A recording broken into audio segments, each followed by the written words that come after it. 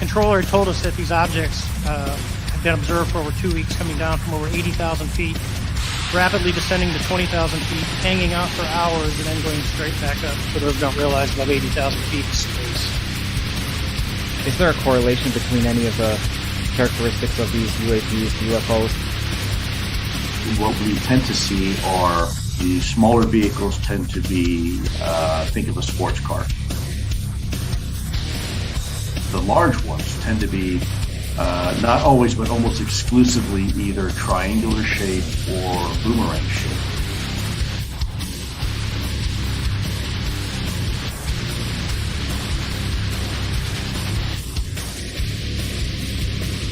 Werewolves? I see dead people walking around like crazy people. They don't see each other. They only see what they want to see. They don't know they're dead. The UFO, UAP community was fairly surprised. Shocked might be a better word.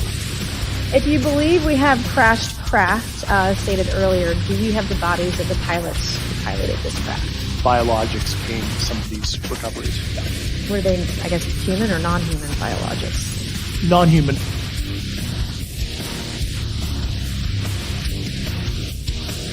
Do you think there is life on other planets? Well, I'm not quite sure, but I suppose there would be.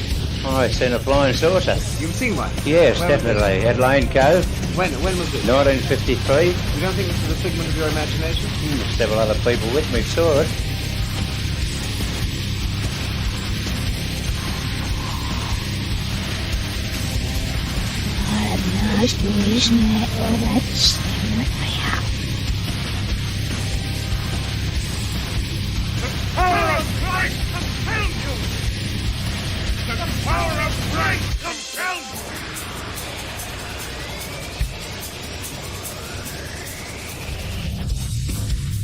There is now a new UFO whistleblower with some major bombshell level statements.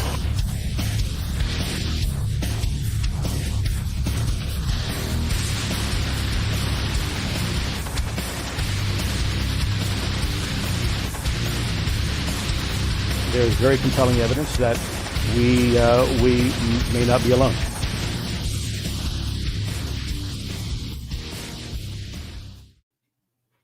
This episode is brought to you by some amazing people. Patrick O'Leary, Marcel Gouffonian Metalhead, Nutslap, Tabin Rice. Welcome to the show.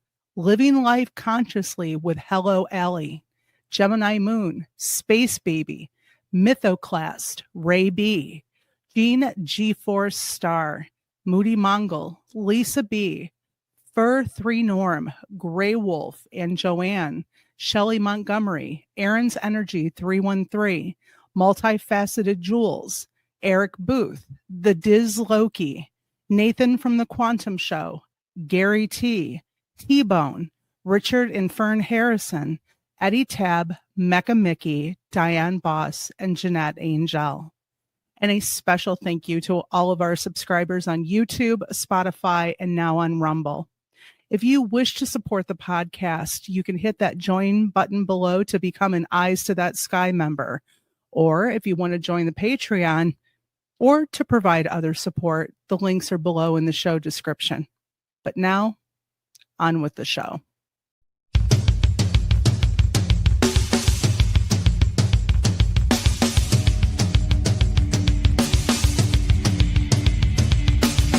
Welcome to the Michigan UFO Sightings and Paranormal Encounters podcast, where we explore the unexplained and mysterious phenomena that have occurred throughout the state of Michigan and beyond. From UFO sightings to ghostly encounters, we delve deep into the stories, the evidence, and the theories behind these strange events. We are your hosts. I'm Michelle. And I'm Wayne. We are an educator duo that after an encounter with a triangular UFO in 2018 in Michigan, we decided to investigate UFOs and the paranormal. In this podcast, we will be speaking with eyewitnesses, experts, and researchers to uncover the truth about some of the most intriguing cases of paranormal activity in and around Michigan. Our goal is not to convince anyone of the existence of these phenomena, but rather to provide a platform for discussion and exploration. So, buckle up and join us on this journey down the paranormal rabbit hole. On an escalator.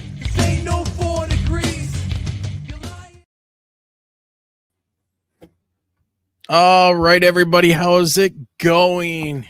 It is Tuesday, not Sunday. It's Tuesday, May 13th, 2025, and we are coming to you from deep within our bunker, tucked away in the shadow of the great Motor City, Detroit, Michigan.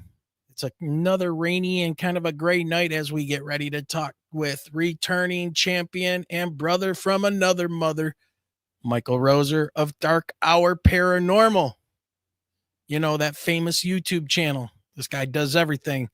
And so we're going to have a great conversation tonight. So make sure you grab a drink, a snack, settle in as we prepare to hear from an amazing guest about the paranormal, UFOs, cryptids, ancient history, and more. But you guys know, yes, Michelle is here, but she's incognito. She's over there, like the arrow says. But she'll be popping into chat there and saying hi to everybody in a minute. But remember, if you have a story you would like to tell us, you can email us at mi.ufo.podcast@gmail.com. Also, if you want to support the channel, you can do that, and the podcast. You can do that with PayPal, Super Chats, buy us a coffee, check out our merchandise store, or join the Patreon. All of those links can be found below in the show description. And if you do decide to become a YouTube member or a Patreon member, or maybe somebody gets you a free membership, we will give you a shout out at the beginning of the show and at the end in the credits. So that's a special thank you for joining us and supporting the show and the podcast. So T-Bone's already been at it and gifted 5 subs about 10 minutes before the show started. So thank you, T-Bone. That's our super fan from Canada over there. So thank you very much, T-Bone. And also don't forget to grow this channel. We need you guys to smash that like button. You got to subscribe to the channel. I want to say about 54% of you that watch these videos are not subscribed. Get that notification turned on. Share us out. Help us grow the channel. It helps everybody out, and we get to bring on even bigger guests. So help us out.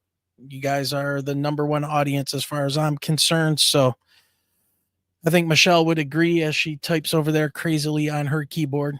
And then just to let everybody know, next weekend, it's just going to be Michelle and I on Saturday. That's right, Saturday, May 17th.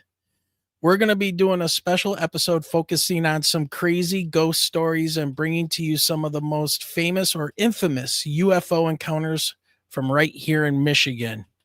So it's graduation season. It's the end of the school year.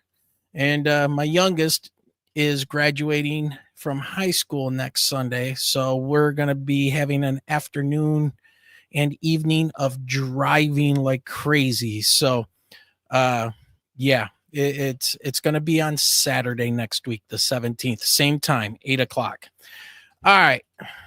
Michael Roser and Dark Hour Paranormal. What does he say about his channel? Listen to this. This is why I like this guy. Exploring esoteric avenues, unearthing history, highlighting the paranormal, and dissecting ET integration. Woo! I like the sounds of that. Limelighting black projects, cryptid encounters, and space-oriented phenomenon. Let's go. Fits in perfectly. Are you guys ready? Are you guys ready? Hey, Mark Eddy. Hey, Diane Boss. Nathan from the Quantum Show. I saw Jason in there. Jason Finch. T-Bone, obviously. Diane Boss. I think that's everybody. Timoth, is it Timoth Man? And Sir Brian got a gifted sub. So, all right, here we go. Let's bring him on. The man of the hour, Michael Roser. Hey, brother, how's it going? What's going on, Wayne and Michelle? Good evening. Michelle's over here typing away like mad, working on school stuff and the chat. So she's right here. Hi, Michael. Hello. Yep, from the background. So, Michael, man, what has been going on, dude? I mean, there's been some shakeups in the community. There's some crazy stuff going on. You've had an incredible guest on your show not too long ago, just a couple months ago. We can talk a little bit about that and what you've been doing lately. So, what's been going on, man? Yeah, absolutely, Wayne. Things have been very busy on my end, professionally and personally, which is always a good thing. Lots of positivity on the horizon in terms of direction that I'm very much looking forward towards. Yes, there have been some shakeups. In any sort of paradigm shift, there has to be something that goes out so that something new can come in. And I don't think I've mentioned this publicly, and obviously we don't have to go into too much detail, but I'm no longer a part of ArchaeoX, which was the forays down to Belize at very least, and what we were doing with that, which is okay. It certainly opens certain creative avenues that I can follow on, and I'm okay with this decision. Just for those of you who have been waiting to hear about this, have been following me since I started out there, I may come around to talk a little bit about the experiences of being down there that one time that I went, outside of what ArchaeoX began, or became, I should say, because our original intention to go down there was to traverse through the jungles to find ruins, which to some degree we did. So, I mean, that's part of the story we haven't really discussed, but perhaps for another time. But just to mention that that's one of those things that has changed. Before I get into my most recent guest, Dr. Jonathan Reed, I believe is who you're referring to. Yes, absolutely. I'm making some changes in my life personally, so I just procured a new vehicle, which is fantastic. I love it. It's a Lexus. Yay. I'm moving down to Connecticut in about 2 or 3 weeks, and this will actually be in the hometown that I grew up in, and that's wonderful. It'll be nice apartment, spacious, and it will give me a lot of room, not only in the physical sense to continue doing the work that I do with the shows and the documentaries, but the mental space to do that. So that's something to look forward to. And in addition, I got a dog. So that's what's been happening with me on that end. And of course, people ask, all the time about the absence or the infrequency in which I have gone live and so forth.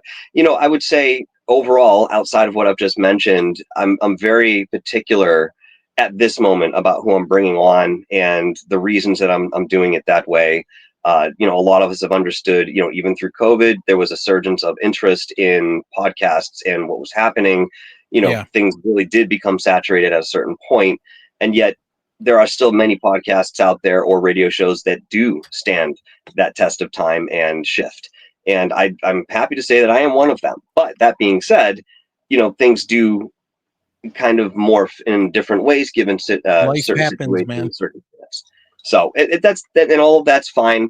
I'll be returning to this in more of a full force fashion very soon. So that's where we are, my friend. Yeah. Well, like I said, life happens, and there are changes and shakeups that happen, and I think they're for the better. And honestly, you had to make the decision for yourself about the ArchaeoX thing, and just so everybody knows, full disclosure, I've also left the company, I guess you could say, of ArchaeoX and working on that project. I wish them, Tom and Christy and Jared, all the best, and hopefully they do well with their tours to Peru they've got coming up, in Egypt and Belize here soon. And it's just one of those things that for me in my career in I need a little bit of stability and things like that. And you know, my time is very important.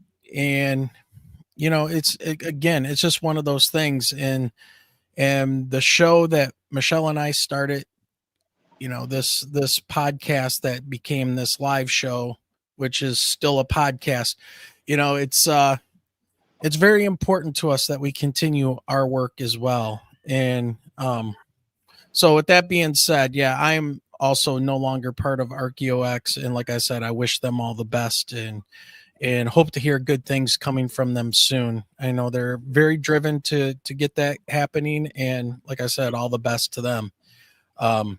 So yeah, so thinking of, I want to start with the latest UFO scandal, scam, whatever. I don't know if you're aware of it, but the Lou Elizondo, have you seen this in the picture that he put up? And then it was kind of debunked, you know, and I want to know, since you follow this as much as I do, let me put this up for everybody in case people don't know.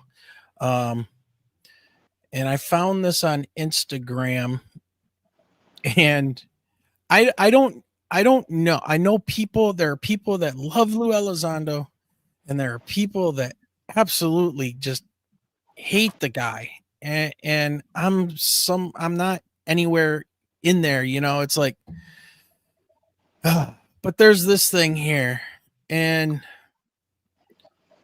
it says with our banners cutting it off, and it says, following Lou Elizondo's recent UFO photo reveal, a member of the UFO community debunked his recent UFO reveal within 24 hours of hard work since the photo was released. I'm not discrediting Luis Elizondo's credibility, but he seriously needs to examine these photos more closely before revealing them to the community as UFO photos, considering he's a former member of the DOD. And the person put the coordinates for you guys to find on Google Maps. And for those of you that are listening to this, I'll try to describe it. So there was a picture that Lou put out there, and he's holding it, saying that this is a photo of a giant disc-shaped UFO. And it was a picture taken by a private pilot at a higher altitude. And he took this picture, and what it turns out to be is it's two fields. They're circular fields, and it gives the illusion of one being kind of a translucent disc, but casting a shadow on the ground. And it's a field across a street that's dark, that almost mimics the one field on the other side of the street. So it does look like a shadow. And I knew something was going to come of this, and people were going to start having a fit. And so, Michael, what's your take on this, and what do you make of this? Why do we need this sensationalism? It does take away credibility from the whole community. What's your thoughts? This is incredibly disappointing. You know, a lot of us have followed Lou Elizondo for a very long time, and we already kind of came to an assertion of sort that, you know, put him in the realm of a disinformation agent. And, you know, somebody else who sits in there, Richard Doty, is a fantastic name to bring up under that. Is this the direction we're going with Lou now? I mean, he had put out a book. It was subpar.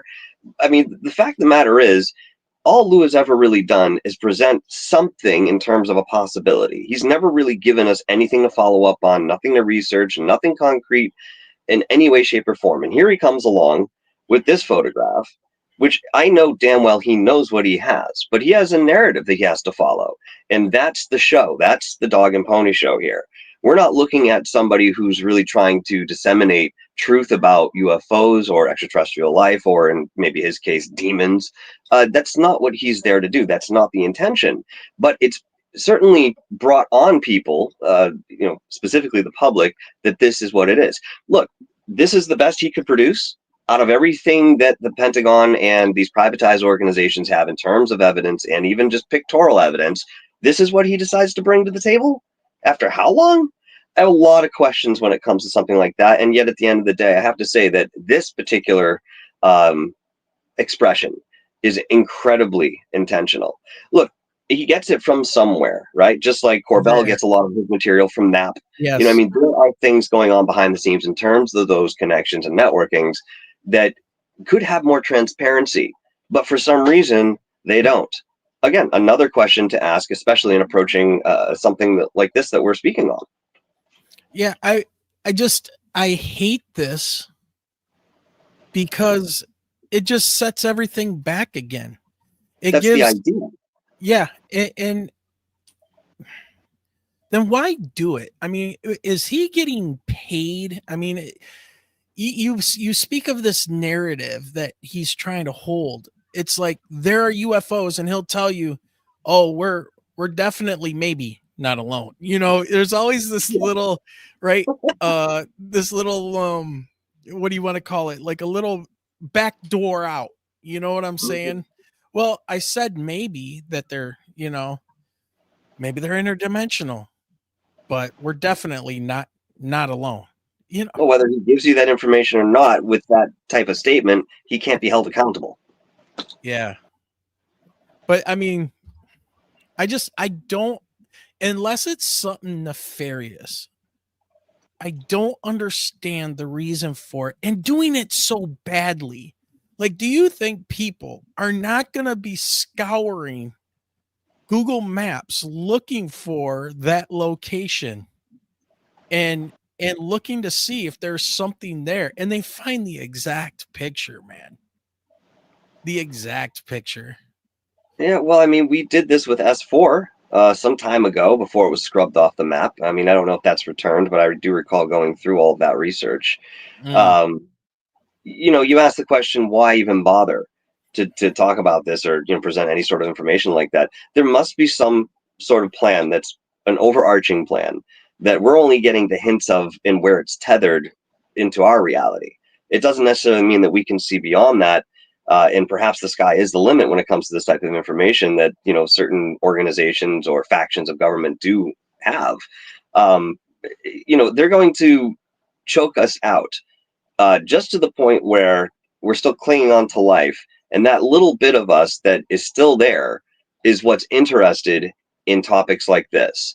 And yet we've got this strong arm, you know, right around our neck, allowing only a little bit of that oxygen, a little bit of that information to bleed in. There is a preparation that I can observe, you know, going forward with, you know, perhaps the revelation of extraterrestrial life or terrestrial life that seems to be extraterrestrial, which is the case with Freddie from Dr. Jonathan Reed's case. Dude, yeah, we got to talk on that. We'll get into that, believe me. But you know, this is where we sit. I mean, we are still very much under their thumb, and we are powerless in some ways to really obtain the knowledge that they have in terms of this particular field at large. I mean, look, we've been privy to this at the very earliest.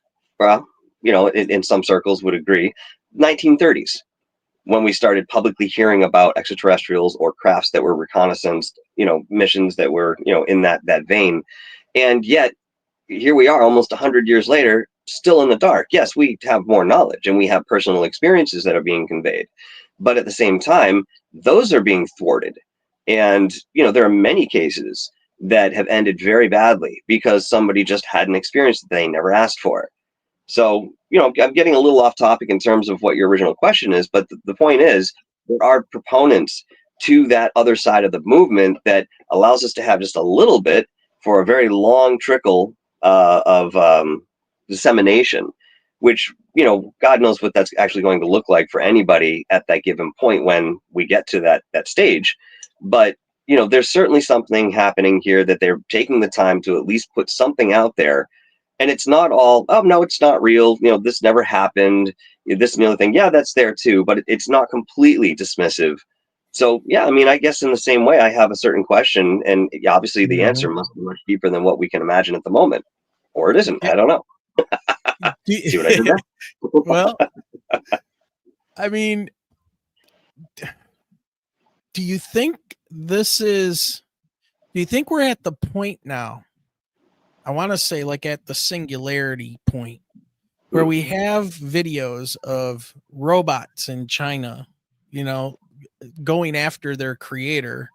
They're showing them off at, I don't know if you saw the recent one, but they have a robot that's on like this miniature like pulley system, and the Chinese engineers are turning it on, and the thing just wigs out and goes after the guy, and they have to shut it down.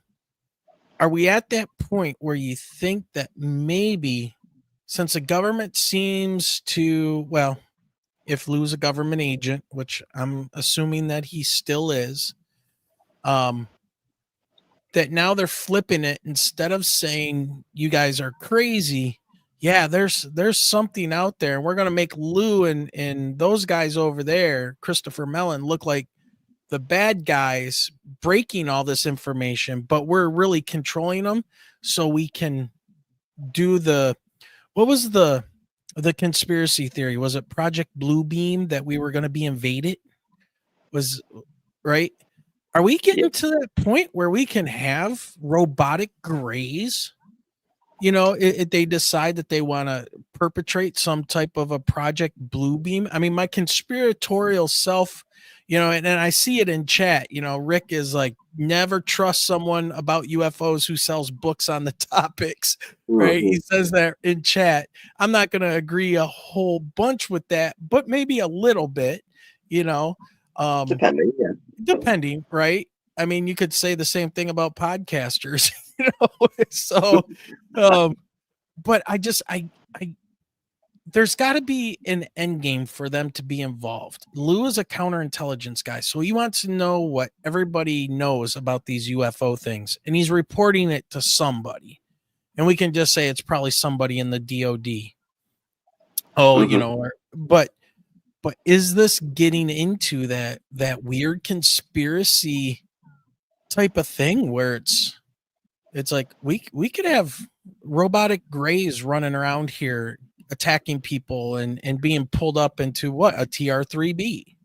So, I mean, your thought, I mean, it's all speculation, but my God, they've been talking about this stuff for 50 years, a fake invasion, Yeah.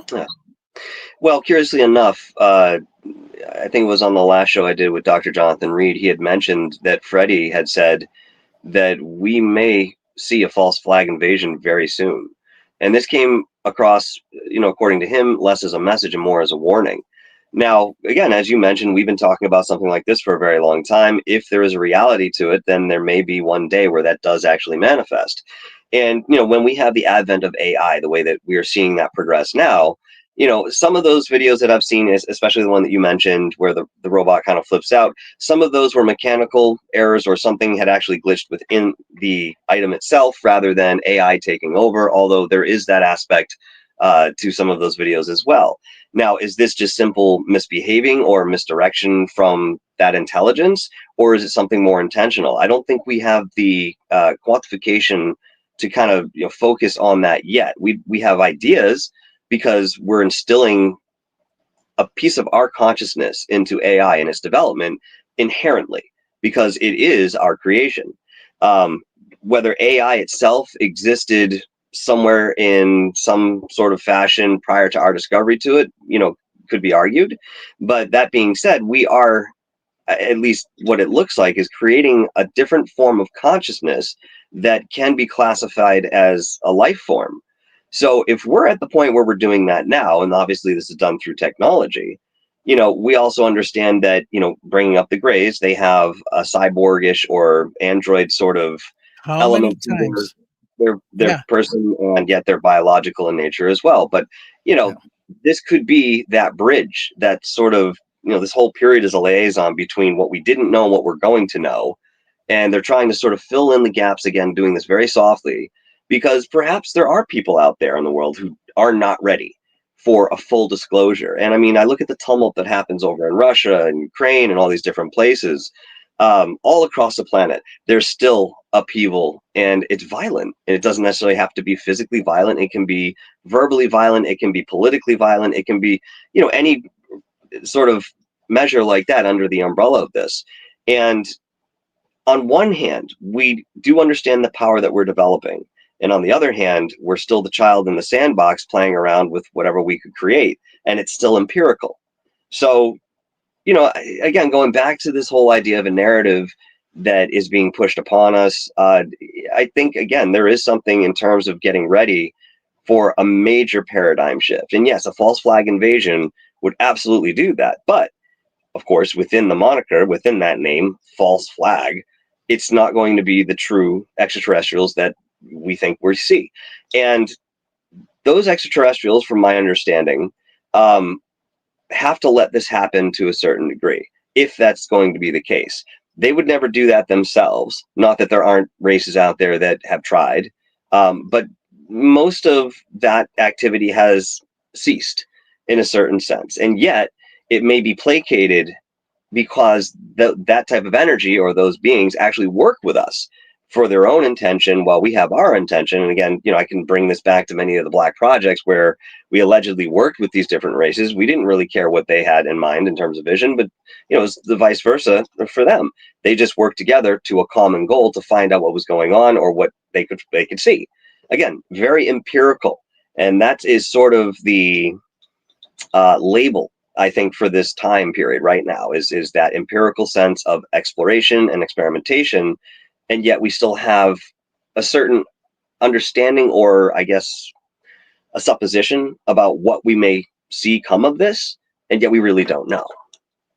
What do you think the paradigm shift means, or what is the paradigm shift going to be? And even more so, what is your thoughts? What if that paradigm shift is based on a false narrative? That's what we're worried about. Right. Yeah. So what would the paradigm be if it was real, like if it was a correct narrative versus the paradigm being a false narrative? So essentially, the whole action of a false flag invasion, that's the manipulation, that's the deception. And if that's put on by marionettes, if you will, political marionettes or governmental or what have you, they're doing it for their own reason to maintain a certain power that they already feel that they're losing control of. And with the more information that we have when it comes to the extended versions of reality, I'll put it that way, the more powerful we become within that knowledge and then act on that and grow as a result. This is something you can't really truncate. I mean, you can do it for a certain period of time. We've seen this in many civilizations in the past, but eventually this has to push through, because this may be a larger movement of energy that we're all a part of, and yet still one little small toe of that whole body, and yet we have to come along as well. So there's this fervent hope, I think, that they'll be able to still control us the way that they have, keep the economy the way it is, because this is the system that they've always wanted. The rich get richer, the poor get poorer, and that's what we've seen. But again, there has to come a time where that does change. So going into integration of different life forms, okay, I mean, even talking about this paradigm shift, we're looking at AI and that technology, that changes everything. So I'll give you another example of what we're up against right now. So recently I've been reading some articles on some research that had been done into different cell manipulation. And this goes all the way from, the very first cells in the human body to the skin. And they're already in the process of understanding how to put much more longevity to the human body. So the proposed idea is that by 2050, we will have the option perhaps to live twice as long as we live now with this cell regeneration, I would say it is. It's a step back from that, but for the sake of conversation. And of course, this prospect is wild and crazy in and of itself. I mean, they talk about the word immortality. Now, it doesn't necessarily mean that you could live forever, but maybe it does. And that's sort of something that I've come across, because it hasn't really been at least expressed to the public what they've found with this, but they've told us as much as I'm telling you now, which is, again, incredibly fantastic. By 2060, This technology will be available to people like you and I. You know, for 10 years, between 2050, 2060, it's really only going to be available to the elites, the same way that perhaps flying cars in some avenues are, you know, only afforded by those who can afford it. But by 2060, the common person will have the option to undergo this type of treatment and extend their life. Now, a lot of people will find quite a bit of problem with this, and a lot of it lays in morality. It lays in what we're already familiar with, a natural course of what is. But we're in a stage where we understand that we can manipulate reality on a larger scale, and we may be able to take out certain things that we always thought would be there. I mean, we take out this equation of death, that we can decide when we die and how the body goes. Well, work on taxes next, and then you take that phrase out of the, you know, English language. You know what I mean? But that's the thing. All these things that we took for certainty, all right, a certain certainty. Even the Earth spinning at the speed that it does, well, it's been slowed up by the dam over in China. These things, the very foundation of what we know and understand, has been has been shaken, and you know, we're sort of reeling and yet still going forward. And the progress keeps, you know, lapping over us like waves, and we're sort of just, you know, keeping ourselves afloat going through. But this is where we all find ourselves right now, and you know, if there's an integration of extraterrestrial knowledge or some sort of presence, again, this changes everything down to the very fundamental way that a person thinks and views the world. So, you know, within that, it would just inherently have to change on a very large level with this disseminated information. Well, like, look at the what is it, the CRISPR technology. And we have as I'm attacked by my cat. Did you see the CRISPR spider that spins with glowing red silk? Yes. Yeah, stuff like There's this. that. There's the introduction of dire wolf DNA back into the wolf, you know, bloodline. It's not a full dire, they're not full dire wolves, but there's that genetics being added back in to those pups that well, I don't think they're pups anymore. They've been around for a while that we didn't know about, that they were, you know, bringing them. And now you have things like Ozempic now and stuff too.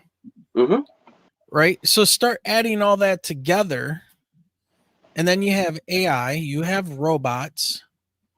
I mean, are we going to eventually become, our consciousness become like Avatar? Are we going to see? My concern is that these entities are helping us get to this point, whatever these entities are, so that these robots that we're building and we're thinking we're going to have all this great control, they're going to be able to manifest and put their consciousness inside these robots through AI. You know, even if that is the case,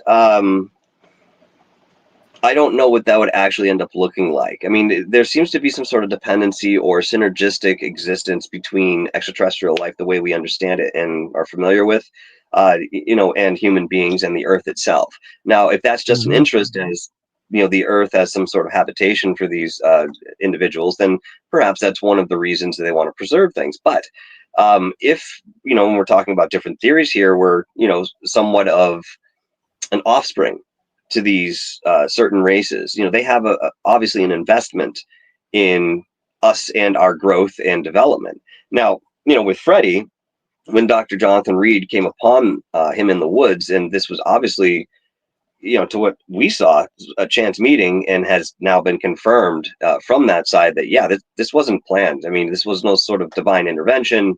You know, he was just out there. But the question is, what was he doing? Well, he was researching. Apparently, he's some sort of scientist, or, you know, works with natural habitat, and he was out there gathering data for whatever he was working on. And this goes directly in line with, again, keeping in mind that the Earth is conscious, it is a life form, and, you know, obviously is reflected in every living being that resides in and on it. So there's much more that goes into the interpretation, I believe, when extraterrestrials may or may not decide to intervene, or, you know, come into our consciousness in a very physical way. You know, I had an experience recently where, I mean, I've shared a lot of these paranormal experiences, and I'm very familiar with what these look like, even repeating in certain factions. An experience I had was with an extraterrestrial that I saw with my own eyes sitting in my room. And, you know, if you want to go into that, we can, but I will tell you, I was absolutely shocked. And my realization was that we had been having a conversation for quite some time while I was doing another activity on my waking consciousness.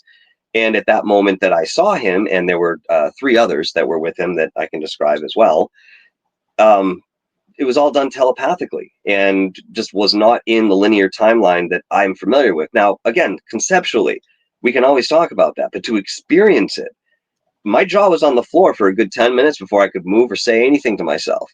I just really had no idea what I just experienced, because it looked exactly like what I thought it was, and yet this was not familiar to me.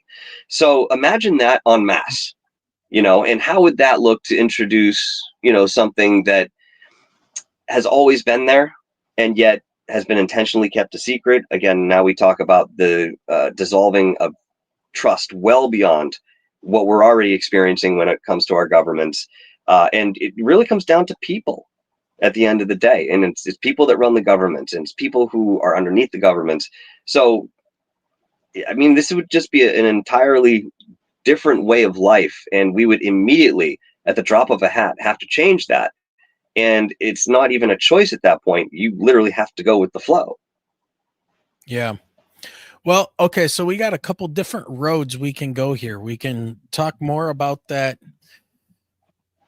encounter, that personal encounter you had there, and we can talk about that. Or we can go into your interview and talking and meeting Dr. Jonathan Reed. So well, they are related. Yeah. So why don't we get some background on that conversation, what happened, how old you were, and things like that with that encounter in your room. And this happened recently. Okay, go for like it. 2 months ago. Yeah. Oh, really? Yeah. I thought this was a while ago. All right, let's hear it. Or should we do Dr. Jonathan Reed's thing first, because then it might make your encounter a little bit more. Okay, so we're going to go this way. So you had on an amazing guest. This was about 2.5 months ago or so. And you call it The Case of Dr. Jonathan Reed, Smoking Gun Evidence. And yes. I started, after I watched him on your show, I started going down, and you had what, two interviews with him? Yes. One was like 2 hours long. One was a little over 2 hours long. And boy, did I start going down the rabbit hole of what happened. So if you can you lead us into what his story is, high level, and everybody go to Michael's channel and check out these interviews. He's got tons of stuff on there. He's been doing this a while, and he's a fantastic researcher. But Dr. Jonathan Reed. Yeah. Deep breath. It's probably the most comprehensive case I've ever come across. And, this is, oh, sorry, but by the way, I just want to apologize for the glasses, but I got this light right in my eye. Can't see anything. I wanted to talk to Dr. Jonathan Reed maybe 2 years ago, and I became aware that he was going on Dr. J Radio live show. And so I talked to Dr. J, and I said, I'd love to interview him, afterwards. And he said, well, I'm not really sure what his intention is after, working with me. He's, obviously goes well back to the Art Bell days. And so there was this, instant connection, with Dr. J and Jonathan. He said he's getting older, and maybe he's not going to be interested in doing another interview, but I'll put the word in for you. All right, thank you. I mean, that's really all you can do in that circumstance. Yeah. So they did 2 interviews together. Unbelievably good. Dr. J knows his case inside and out, and I would certainly look to him as somewhat of an expert on this case outside of Jonathan Reed himself. But I'm quickly gaining tread on this too. I've become very good friends with Dr. Jonathan Reed. I speak to him a couple times a week at least, and we go into all sorts of things. Now, one thing people don't understand about this case, which I'll give an overview of just a moment, is that this is ongoing. This isn't done. This started back in 1996 and it continues on to this day. And a lot of that has to do with visitations from that extraterrestrial, which is not the turn of events that I had expected, going into the interview. And I was not aware that it was actually something that still had leg. And so the curious thing is, everybody wants to know why. Why is this extraterrestrial still coming back to, Jonathan and so forth? There are a multitude of reasons, and a lot of it is to help this information go forward. And, I got to tell you that there are times where, I've been warned that he could come into my reality.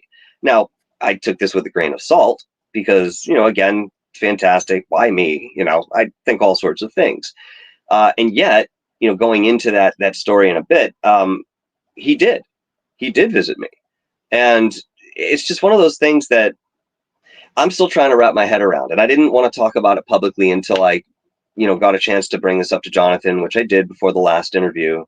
And that was the first time that I had spoken about this, because even now I'm still in awe as to what happened. And it, although Freddie has come back to me since, I'd say twice, it wasn't exactly the same. But he was there. It's hard to wrap my head around. Let's put it that way. So long story short, what ended up happening with Dr. Jonathan Reeves back in 1996 in Washington State, he was walking his dog Susie in the woods. And, it was a beautiful afternoon and the dog goes up over a ridge and all of a sudden Jonathan hears the dog being harmed. So he bolts up over, sees what he thinks is, a 3-foot humanoid child or small person, whatever he thought at that moment, ripping his dog from the jaw all the way to the backbone. And it happened in a second. So reactionary as he was, he picked up a stick and slapped this thing on the back of the head, putting in incredible contusion in the back that was actually bleeding. And there were skull fragments that you can see because he was videoing a lot of this after the fact. He had a camera with him in some way, shape, or form. Maybe he was doing this because he was a photographer as an interest as well. So, I mean, it makes sense why he might be carrying something like this. But even back then, not everybody had a camera. So it was just fortuitous that he was able to, film this and document it the way that he did. And we see the obelisk that's there. And there's some thought that goes into that. Maybe that was part of the hub of what, this extraterrestrial was working on, in this particular remote area of the woods. Certainly a lot of thought goes into this. I mean, the thing is, we can take any element of this case and just expound and continue to expound upon it because there's so much information and so much experience and actual physical evidence that it becomes overwhelming and you have to take small bites. So as he's looking down at this extraterrestrial that he now realizes this is what it looks like, it's some sort of gray. He doesn't feel well. He ends up getting very sick. It takes him about an hour or so to recover, where he can just take a small sip of water. He wraps the body in it was an aluminum camping sheet of sort. I forget what it's called. And brings us back like a thermal sheet. Yes, that's exactly what it is. Thank you. So he brings it back to the truck, intent on bringing it home. One of the most saddening things about this is that, he had mentioned that through all of this experience, he saw his dog die and, still went through the process of what was going on. It was only at the moment he got back to his truck, looked in the rearview mirror and saw this body wrapped up in the back and looked over at the passenger seat that he realized his dog was gone. And that man loved his dog. We've had conversations about animals and this guy is just, I mean, I couldn't tell you enough good things on terms of his altruism when it comes to animals. So, even today, he's still mourning that animal. And so the story goes that he brings it back to the house and he films it doing an autopsy. He was a medical doctor and had the know-how to do this. Got bone grafts, skin grafts, and blood that he then sent off to university to have analyzed. And it was. And he came back to talk to the person that was going to give him the information. They asked him where he got it from. This is nothing like anything we've seen before. And, a day later, that person was shot in their office. Okay, that's perhaps number one. There are 14 people that are dead that had surrounded Jonathan, helped him some fashion, had a part of this case, and he himself has been shot 3 times. So there's a reason that these people are coming after him and others that work with him, that, they want to keep this under wraps. Now, the fact of the matter is, while he has this at home, he's bringing over friends, family, constituents, co-workers, just to view this body. So there were many, many, many witnesses to this happening. He saved the body, right? What's that? He saved the body. Well, he put it in the freezer thinking that this was going to just, kind of keep it. But apparently, in one way, shape, or form, it actually helped the entity heal itself. So it was, 3 days later, I think, he heard an awful scream from the basement when this thing had sat up and punched the top off of the hunting freezer that he had it in, screaming. And there's actually an audio recording that was played on Coast to Coast with Art Bell of this sound, because it happened, I think it was more than once. So, at this point, Jonathan realizes that it's not dead and tries to communicate with it in a verbal sense. He realizes this isn't working. And the sound that Freddy, the extraterrestrial that we've, named, is making these sort of chirps and pops, that are audible. Again, there's complete disconnect in terms of the communication. So what ends up happening is that Freddy starts to try to talk to him telepathically, and Jonathan becomes incredibly overwhelmed. So Freddy dials it back a little bit, and next thing you know, with a little bit of time, they start understanding little bits of what they're trying to convey to each other telepathically. And the way that Jonathan had mentioned this is that it was sent in pictures, and those pictures had feelings. And if you were to kind of look at something within that mental image, there was an association of thought with that would convey something back to that person who was having the experience. So perhaps that's what telepathy is like. It's, it's more of a picture than we use words to communicate. So I think he had this being for 8 or so days. It might have been a little bit longer, but long story short, there was a point where it popped the freezer door again and left. And the way that Jonathan said he found it was that there were these little wet footsteps that were going towards the wall and then just disappeared into the wall. So somehow he was gone. He was not part of that reality at the moment and went back home to wherever he was. Now, that is, for most people, where the story ends. And then we have to then talk about how his house was raided a couple days later, and everything that he had was upturned or stolen. And this has happened multiple times. And, he's been able to preserve some of the evidence. But the most significant piece, outside of the DNA sequencing, which I believe had 40 chromosomes, in which 8 or 9 were from porpoises and sea turtles, but still had human chromosomes and DNA for the rest of that. Oh, wow. He had a link that we call the Odessa. And everybody wants to see this thing, and I understand why. Because he went on national television, I believe it was up in Canada, and demonstrated this thing and what it could do. So essentially, he puts it on. You see this big orb of white light come from his chest. He's clearly in pain. It's a very uncomfortable experience. And all of a sudden, he disappears out of reality.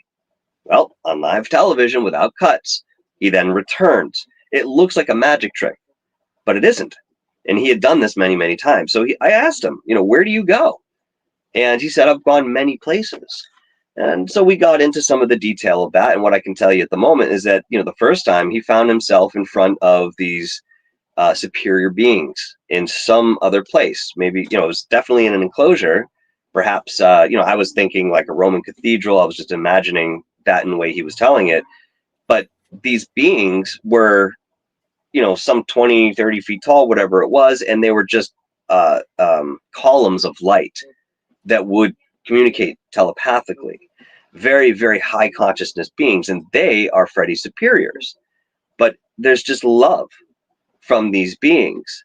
And for one reason or another, Jonathan is in the thick and thin of this. Now, there were times we talked about how to decide whether you're actually in a real state at that point. It's not meditation, it's not dream.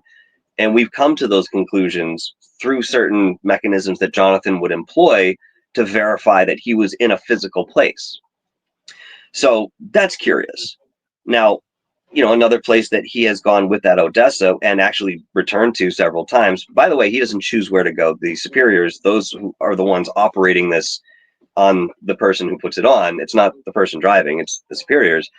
He goes back to this place, which is a limbo between life and, I'm sorry, it's more of, how do I describe this? It's sort of like a setting point where souls who have just lived a life come to kind of hang out, relax, share experiences with each other, and then, eventually go on into the next incarnation.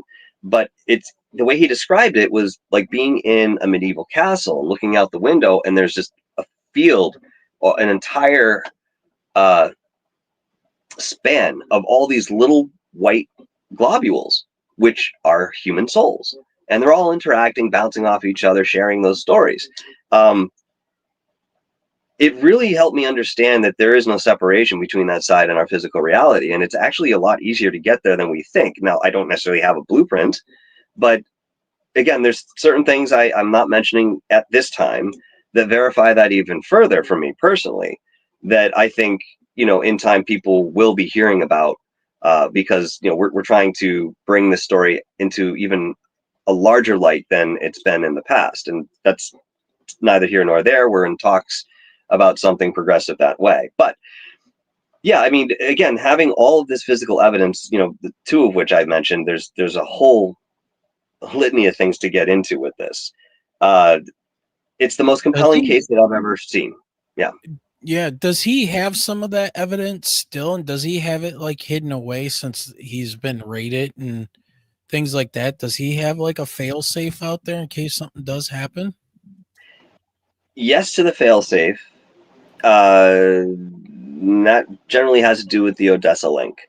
Okay. He's put about 8 or 9 people between him and that link, and this is for a certain reason. But yes, I did ask him about that. If something had happened, is there a hand to pick it up and continue on? He said yes. Then that's what I'll say for now. Okay.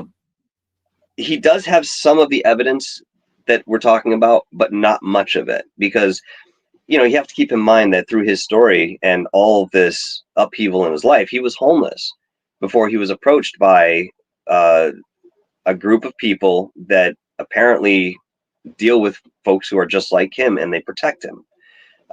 They gave him a place to live. They gave him money to eat. And so he's got, the light side of humanity working for him and the darker side trying to work against him. And he's stuck in the middle of all of this. Yeah. And even to this day, he's very careful, with every step he makes. He always has to watch over his shoulder. There are people, even in the time that I've been talking with him, that have been assaulted.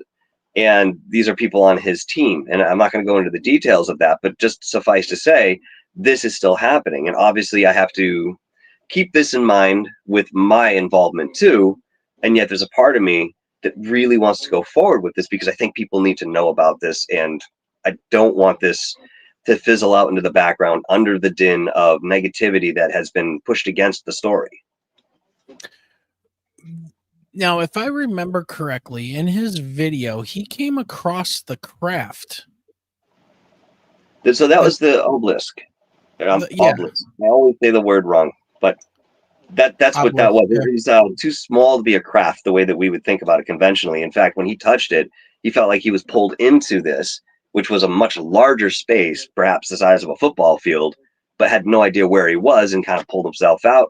And that was the experience. It could be for storage. It could be a pathway. It could be for some sort of communication, dissemination of data. There's all sorts of thoughts as to what it actually could have been. But I don't think it was a spacecraft. I think it was tethered there. You couldn't move it if you wanted to, floating 3-4 feet off the ground. So I don't know. I don't know what that was. So what's the name of the wristband or the arm thing that allows him to move? The Odessa. The Odessa. Do you think that is how these what we consider UFOs and aliens, this is how these things are coming into our reality through using that kind of a technology. And you Quite said you've run possibly. into Freddy, right? I mean, Yeah. you are now connected to this Freddy thing. How'd you guys come up with Freddy? I don't know how he came up with that name, but Okay. it seems to fit for whatever that's worth. Yeah. Yeah, I mean, it is possible that that is what they're doing, using an Odessa link like that to come in and out of our reality. But at the same time, they're in some other time or timeline of sort, because, Freddie has said, we are you from the future. We are what you develop and evolve into. We're just light years away from where you are in your development now. So, kind of wrap your head around that for a moment. You have something from the future coming back to this present moment saying, hey, this is what you develop into. And yet we're still sitting here linear in our thinking. They may be much more versatile in the way that they can move and go about things. Now, human beings within their geometry have what is known as a Merkaba. And the Merkaba is two tetrahedrons that are facing opposed. And once you go into the right meditation, you can spin these in the directions that they need to go. And the whole point of this is for you to utilize this within the third dimension. So it is possible to use that to go into the fourth dimension, but that's not what it's there for. It's really for, many other things outside of what I'm mentioning here. But, if you wanted to teleport from, Detroit to Massachusetts, you could do that in the blink of an eye. But that's the limitation. That's the ceiling of what it's supposed to do. So is the Odessa link something similar? Or is it the main means of the way in which they travel? I'm not sure. I'm really fascinated with the communication that he had or was trying to learn. Can you describe that again? And the only reason I'm asking is because of the communication that I had when Michelle and I went under that black triangle. You mean the telepathic element? Yeah. Oh yeah. Yeah, but it was emotion.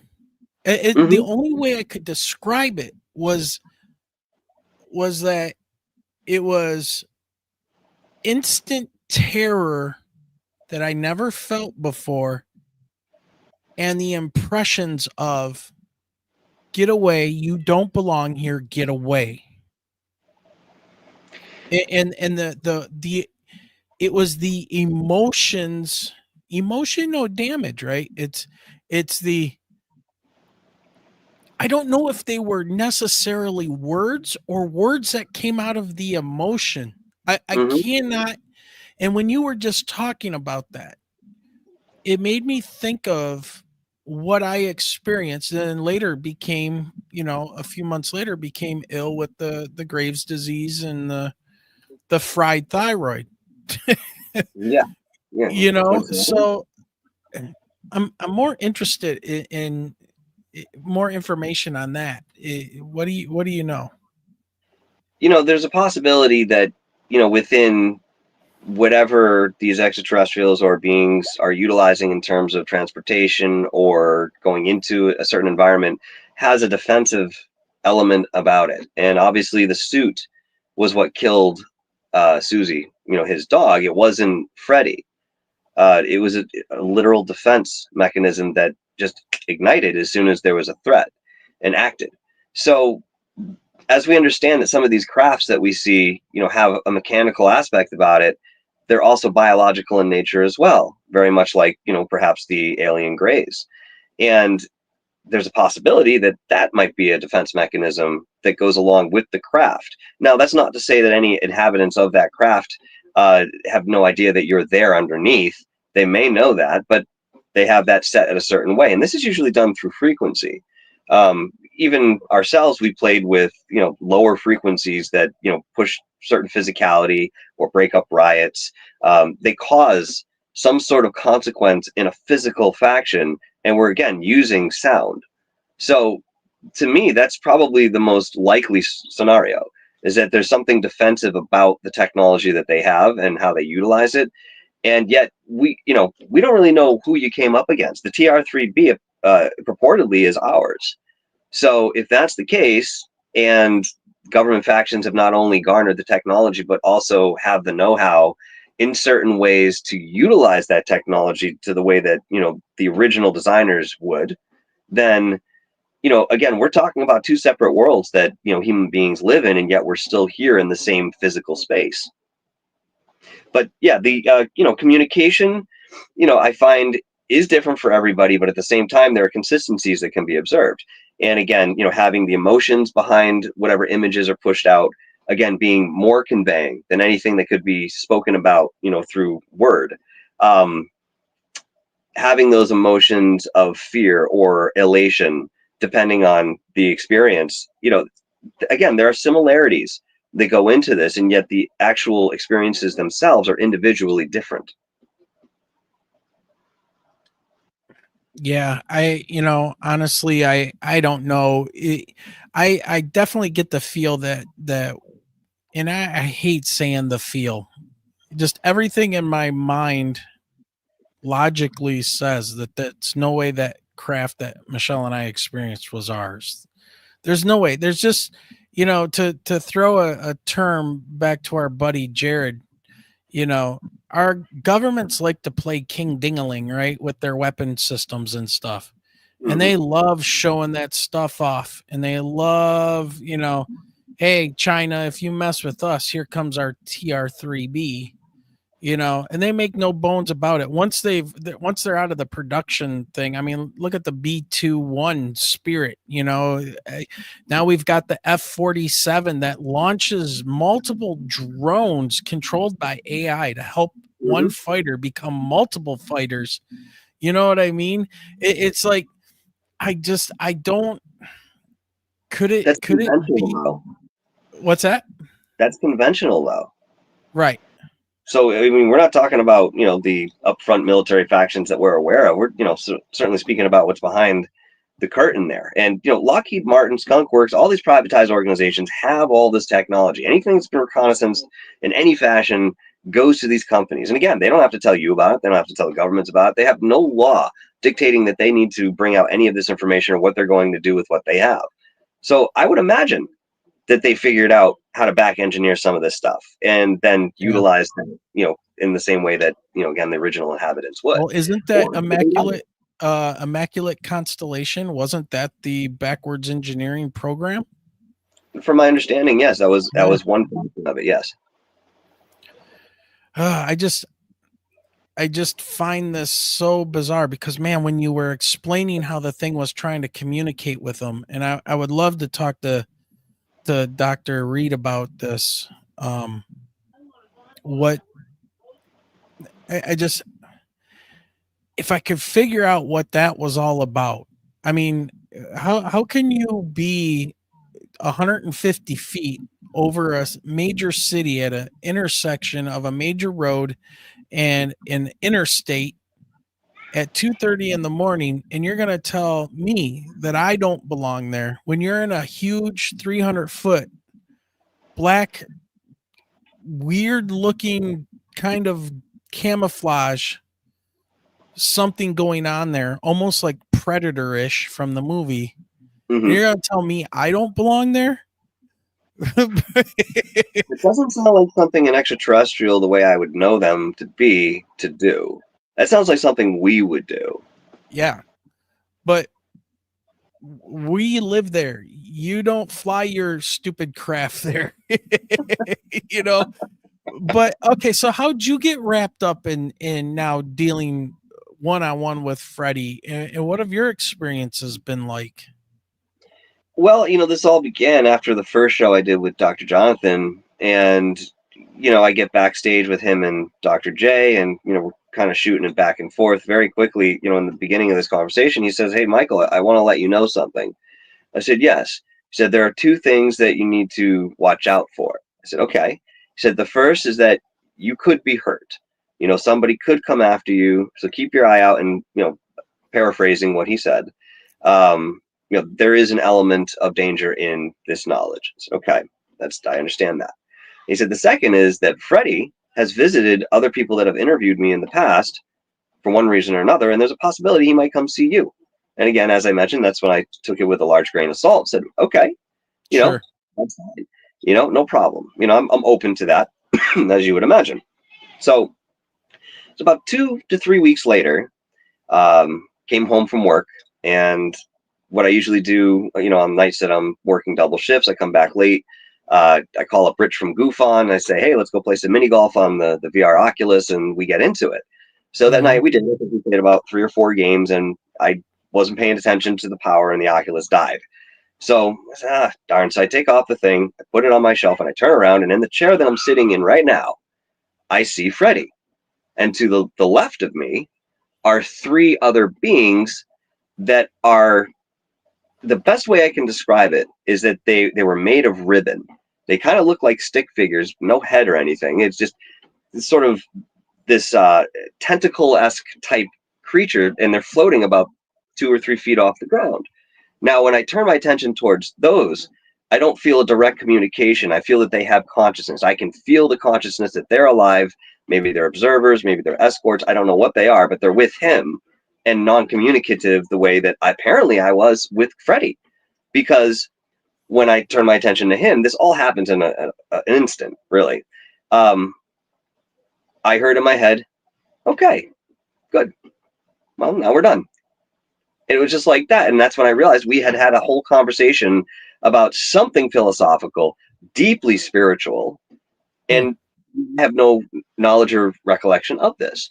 Now, this has actually been confirmed by Dr. Jonathan Reed to whatever degree you want to subscribe, wherein on one of the visits that he saw Freddy in a recent sense, Freddy had said, I went and visited him. I was vetting him. He's a very old soul. You know, he's very genuine. He's very sincere. And I think Freddy cares about this case as much as Dr. Jonathan Reed does, and the impact it has on the human race. I really think he does. And maybe it's not just him. Maybe it's his superiors. And this is, you know, a line of that evolution. So that happened. And like I said, I was just floored. Didn't know how to process it. Was not something I was familiar with. You know, these beings disappeared right in front of me as soon as I had a lock on and everything I just described had occurred. Boom, they were gone. And it wasn't like I felt a shift in the air the way that I have with spirits that have come to me, whether they're human or, you know, something else. There's always this like pressure that, you know, comes about the environment. And when they leave, the presence is gone. That sort of disseminates in one way, shape, or form, or dissipates. I'm sorry. And it wasn't like that. There was like a higher level of frequency that these individuals came in on and were here for. I don't really know how else to describe it. But, you know, in subsequent visits, I felt him. He was back in my room here, and he was standing up this time. He was just the size I thought he would be, about 3.5 feet tall. And out of the corner of my eye, I could kind of see the outline shadow of him, but I could feel his presence. I was very aware of what he felt like at that point. And then there was a time after that where he came to me in a dream. And again, we had another conversation that I woke up saying, I know I sat with him, but I have no idea what we talked about. But his presence is unmistakable, the way that perhaps somebody who is in tune with their own guides can feel them around when they lower their vibration to get a little bit closer to us in terms of whatever reason. Let me just put it this way, okay? I've been stuck for the better part about 4.5, 5 years. And that really has to do with, you know, my personal situations, dealing with my living situation, you know, my personal life, all that. Been very stagnant. And I, you know, many times thought to myself, how the hell am I going to get out of this? You know, it takes money to move. It takes fortitude to do X, Y, Z, this, that, the other thing. I just don't see the affordance in my life. I'm not getting these opportunities. And I was trying to do certain things to open those doors, and it wasn't working out. Now, call it coincidence, call it synchronicity, call it completely unattached. I don't know. But after I had that first experience with Freddy, all of a sudden, fantastic, positive things began to come my way. And yes, I still have to do the work to obtain those, but they're now within reach. And my entire life shifted in about a month and a half's time. Everything that I had wanted to move forward with, I can do now. And that wasn't the case before I started talking to Jonathan and saw Freddy. So is there a correlation? I don't know.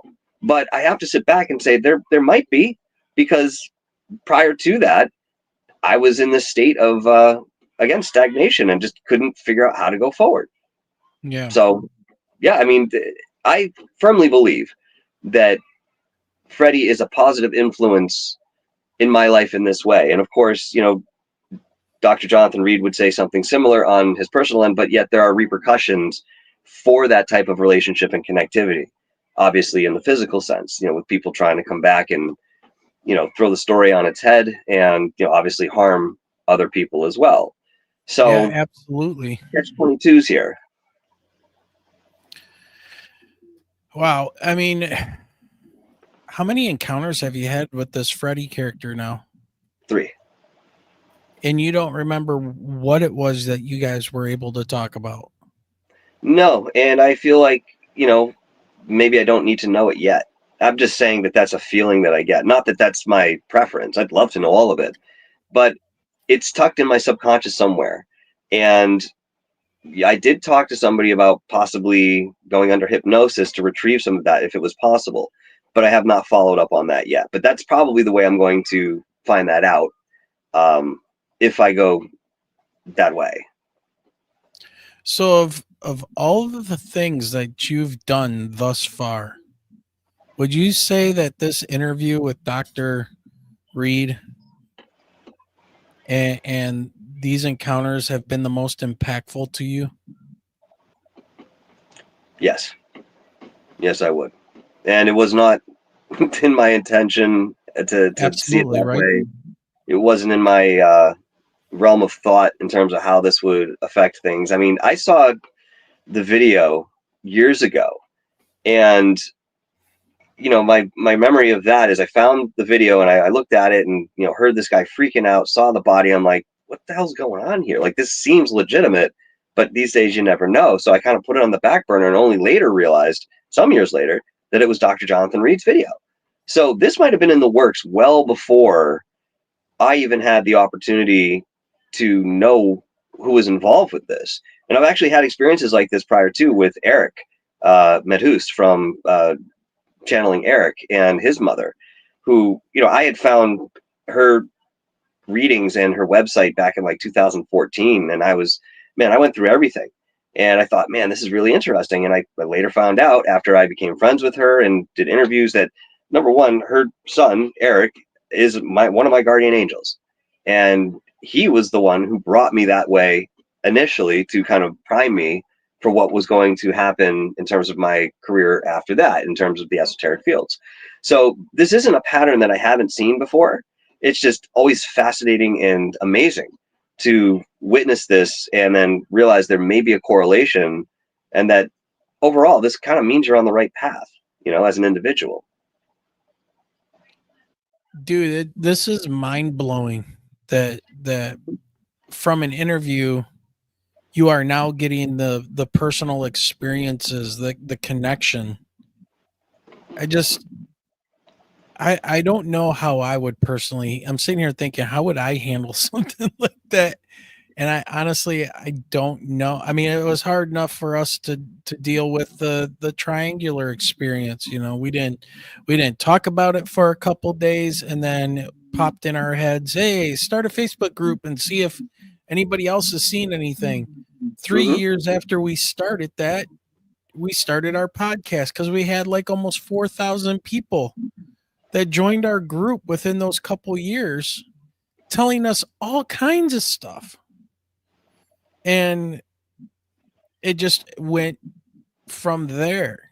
And I'm curious to talk to Dr. Reed. I would love to have him come on the show and talk to him. But I'm also a little standoffish because of where that whatever the triangular craft that was hovering there was, where we have come to from that experience. What would that next experience be?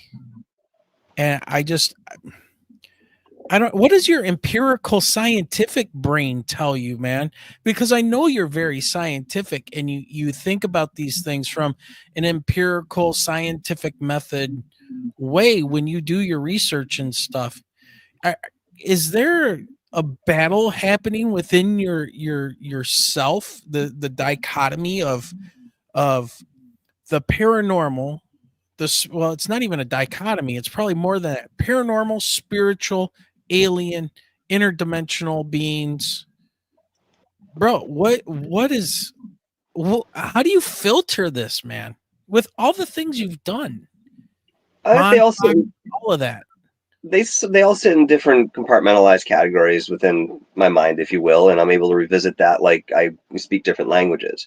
But yet there's this crossover and a conflict when I have a right-brained experience, something that I can convey very anecdotally, and then there's scientific evidence to back that up. That's where I even have trouble putting it together. But you have to, because it's there in front of you, and as an intelligent being as we are, we have to make those deductions based on what we're presented.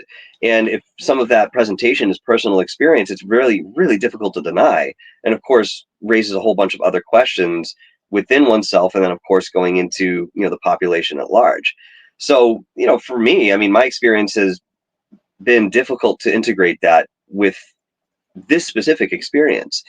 Prior to this, UFOs, extraterrestrials might sit in the same category as the paranormal for me in terms of that conversation. They both are sort of intangible, unlikely to cross paths, but there's a possibility. For me, the paranormal was more apparent than extraterrestrials, even though I'd always wanted to excuse me, have an experience like this. I mean, I've seen UFOs, and we've talked about this before, but never had a personal interaction with any extraterrestrial. And the information that Jonathan has given me in terms of his experience, it's larger than anything that I think I'm ever see again in my lifetime. And why this is so important that we have people to continue this story on. And it's not always just about the research. It's about, again, the conveyance of that and what has happened. But if something were to happen on Jonathan's end today, I don't think that my relationship with Freddie would stop. I think it would be just as strong, if not stronger, in terms of whatever was happening with that shift, because I look at Jonathan like a brother, and he has expressed the same to me, that we're very close, and we became very close very quickly. To me, that's unnatural in the sense that you meet somebody, you get to know them. There's something much deeper there, perhaps at the soul level of recognition, where we're now working together. And that's something that we had to understand, that we may have been put together this way intentionally. And maybe this came before our incarnation. This is part of the story. I don't know exactly, but we can observe that there's something there on that level.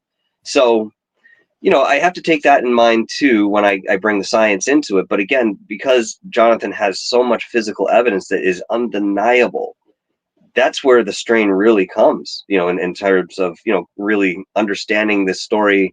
And then again, for me personally, how I relate to it. Well, T-Bone in chat asked a great question, and my mind was going right to that. Where do cryptids fit in? What has any of your thoughts on the cryptid field changed now because of this and this Odessa and these beings that are coming and going and looking like orbs and ribbons? I mean, what do you think? Well, I mean, I asked Jonathan, within his talks with Freddie and his superiors, if he ever brought up cryptids or Bigfoot specifically, and he said not really. I haven't. He said, but there are many different forms of consciousness that come in and out of this reality. My thought on the cryptid end of things, I mean, that's exactly what it is. Now, I don't necessarily believe that they have a certain technology, for example, like Bigfoot or Dover Demon or, Mothman. They have a biological way of moving in and out of this frequency. And perhaps that's more natural than it isn't. Maybe we're the ones who are limited in that type of travel, whereas it's a more universal or ubiquitous sort of way of going about. The ability, maybe. We lost it. Maybe we never really had it, and it's not that we couldn't garner it, but that was by design. Even sexual energy was something that we were not apparently designed for, and through our own knowledge and garnering of that knowledge, we evolved into that and then could procreate. But that wasn't the original intention and how we were created in the first place. So, what makes this experiment here on Earth so enticing is that apparently it's never been done this way before. Now, that's outside of this being the 7th iteration of this creation, wherein we're all starting from square one again, moving back up. Oh, blow ourselves up. Let's start again. This is the 7th time, and I've heard this from many different sources that are not connected, and I've made the connections, within that. So I, again, think there's something very significant about our evolution, and that word empirical really stands at the forefront because nobody really knows what's going to happen. It's sort of, we take it day by day. We have ideas if we continue on this trajectory where it will take us, or we go on this path where we're going to go. But even the extraterrestrials themselves are not privy to the clairvoyance of what is going to become our future within this timeline, which is a curious thought considering, Freddie says, oh, we are you from the future. Well, apparently there's one timeline where we do work that way. And if we understand timelines at all, we're jumping on different timelines every moment. With every action that we make collectively, we're creating a different timeline, or we're going on one that perhaps exists already. So, right. With that, it becomes very complex and, for many, very overwhelming to think. And that's fine. It's the same way we can't necessarily experience infinity, but we can conceptualize it. You know what I mean? Yeah, man, fascinating. This is just, it's just mind blowing, dude. And I can't imagine like dealing with those experiences the way, you interview the guy and this whole different realm just opens up, and nothing like that's ever happened before, has it? Like this? I don't know. We might not know because that person who would tell you is dead. Look at Phil Schneider. There are a bunch of different people who come out and wound up dead because they just were talking about what they needed to. And again, that brings in other people as well. So, there's a lot of thought as to why that's happening and, what organization is really behind it. More questions, to ask as we go forward. Yeah. Hey, Lou, can you answer these questions? We can't tell you what you had for breakfast this morning without smirking and lying to you. So I don't know. What is it that I had for breakfast? Well, I sat down and I was cooking a few things. I looked out the window. There was a deer, and then I came back and I sat and I started putting it on the plate. And next thing you know, the door rang. So I got up and it was time to go to work, but I shoved the last of it down my throat. So what did you have for breakfast, dude? I never said I had breakfast. No, not you. I'm saying that was Lou talking, right? Right, oh, yeah. Right. Okay. Yeah, I got you. Yeah. That's the point. You know what I mean? It's always a roundabout thing. You never go straight for the answer. And that's, again, we get the nothing burger. That's the term that, Lou sits between two buns here. You're right. Or we get a picture of two fields across the street from each other held up, Fields, great for tilling in crops. Jeez. Oh my God. But then we have Dr. Jonathan Reed's case, and it's, see, the fact that not everybody knows about this case tells me that it's probably like 99.9% credible. It's always the little guy out there, it's always the small sliver that is legit, and then everything else around it. What is it? The UFO reports they talked about, 90% of these things turned out to be weather balloons and aircraft, misidentification and weather phenomenon. And, that's it. And then you sit there and you go, well, what about the other 10%? You don't need, you don't need 10% of 400 reports, you need one. That's all you need is one. It's like, I don't know, man. It just, Well, honest to God, that's it. You just need one that's verified. Then everything else becomes null and void. Doesn't matter. It doesn't matter. And in that, once you verify something like that, you know what to look for. So you can, contrast that against whatever experience you're up against, whether it's shared or your own, and you can make a better determination about what you're looking at. I mean, half the time, people look up in the sky in an optimistic fashion and they see something, but they don't know what they're looking at. So, for example, my mother, had sent me a picture, I don't know, it was maybe a few months ago, 4 months ago, whatever it was, and was on her morning walk and said, "Oh, look, I found these lights in the sky." So she sends me the picture. I look at them. It's just a long string of lights. Oh, no. Jot it down. She wasn't saying it was anything, but she thought it was anomalous. She didn't know what she was looking at. I said, "Mom, that's Starlink." She goes, "Oh," but it's something that simple. And, you have iridium flare satellites, you have space junk popping around. You have to know what in God's name you're looking at, or at least be able to deduce what it isn't versus what it is. But most people don't know how to do that. Yeah. Well, yeah. I mean, there's so many cases of people filming a light moving across the nighttime sky, and then it just bloop disappears, and they're like, "Oh my God, it's gone." No, it's just no longer reflecting the sunlight. That's right. The angle of the orbit and where the planet is. I mean, there's certain things. This story is amazing. Educate ourselves. The more that we go into these cases and give it the proper analysis, the better off we're going to be at actually determining what's in front of us. And that goes for everyone. That's, it's wonderful that the news has been talking about UFOs and the capacity that they have over the last, 4 or 5 years. It gets people aware that there is something to look for. And, I understand that a lot of people want to see this happen and want full disclosure. Maybe that's what we're up against. Maybe it isn't. But at the same time, we're getting some disclosure here. Yeah. Yep. In small little chunks.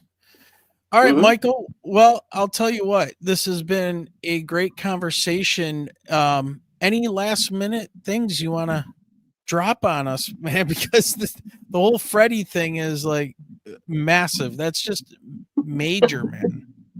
Yeah, I mean, it has changed my life in the way I see things in an extraordinary way that I could never have imagined and would never have expected. Now, one thing I'll say is that there are very few times I come on in a public sense and I say with outright conviction, I believe this happened.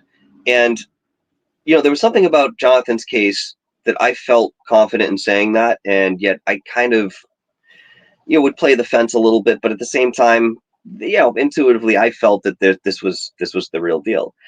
But now that I've actually experienced something peripherally, or maybe even more directly with this case, and it's now my experience, I can't deny it. Even if I wanted to, I can't. The only way, even if he came back tomorrow and said, "Hey, listen, it's been a good run. I was lying about everything. I'm a great storyteller." I don't know that I could believe him, because I saw Freddy sitting in this freaking film and the 3 other dudes next to him. I saw that. So for me, this is different. And I'd love for throw away your experiences. What was it? You can't throw away your experiences. No, but you're locked in once you have it. I mean, you could question your life and around scratching your head, but at the end of the day, I experienced something. That's what you come to the conclusion of.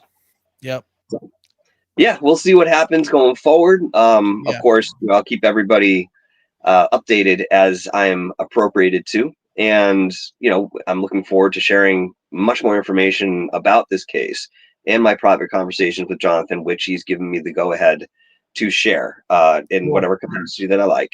But, I'm also very discriminate in terms of certain things that I still feel are very sensitive. So not that I would hold anything back that Jonathan would want me to express, but maybe there's something between us that we had discussed that's of a more sensitive nature that I may just hold on for a moment and then see how things go. And again, I don't want to put anybody in danger, including myself, my family, anybody around me.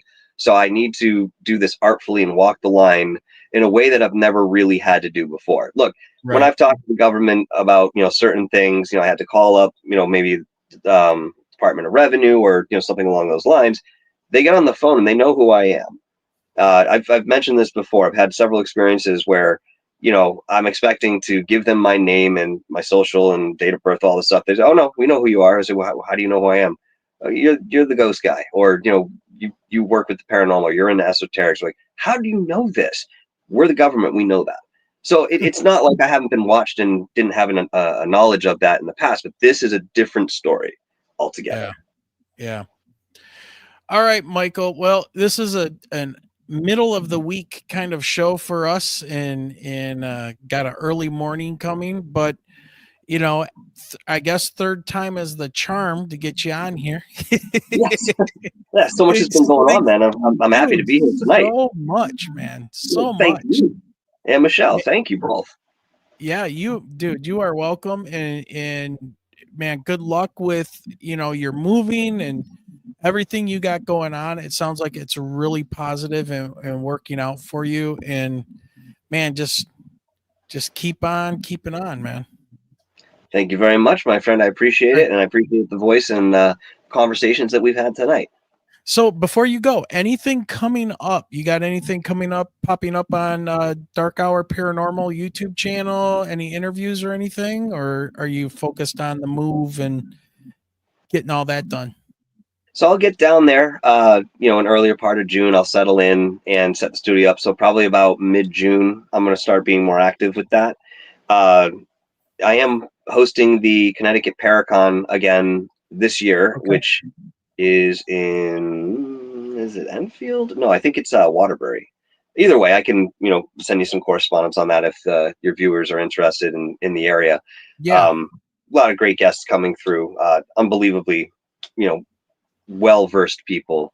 But outside of that, yes, I'll be focusing on the interviews a little bit more readily, once I get down to Connecticut. And, of course, I'm still working on the third installment for the Montauk documentary. I don't know what that's going to look like in terms of a release. I have to finish out this summer, one more trip down there. Whether I do that this August or I wait until October, I'm not sure yet. So there are a couple things up in the air on my side. But, I still have the Bigfoot documentary I'm working with Long Island Bigfoot on that we've been doing for the better part of a year and a half now. So I'd like to get that one done, and it probably will be done before the Montauk installment. But yeah, that's pretty much what's on my table for the moment. Okay. All right, Michael. Well, have a great night. I'm sure we'll be talking soon. And everybody get over there to Dark Hour Paranormal. It's youtube.com/@Dark Hour Paranormal, all one word. So, all right, Michael, thank you very much, man. Have a good night, and we'll talk soon. Thank you very much, Wayne and Michelle. You do the same, and we'll talk soon. All right. Take care. Ciao. All right, everybody. Like I said, it is a work night for us, and it's about a 4:30, 5 o'clock morning coming up. So we're going to get out of here. So with all that being said, thank you, everybody, for joining us. We've got T-Bone to thank for the 5 gifted subs, Kelly Lewis, Sky Allen, Diane Boss. Let's see who else was here. I saw Rick Davis, Nathaniel from the Quantum Show. And by the way, get to Nathaniel's show and check that out. Really good shows, some deep conversations. We have some great talks over there. Kelly Lewis. And if I missed you, it doesn't mean I don't love you. It means that I just don't see you in chat. All right, everybody. Have a great night. And remember, yeah, Michelle's right over there doing her schoolwork. But peace out, everybody. And remember, keep those eyes definitely to that sky. See ya.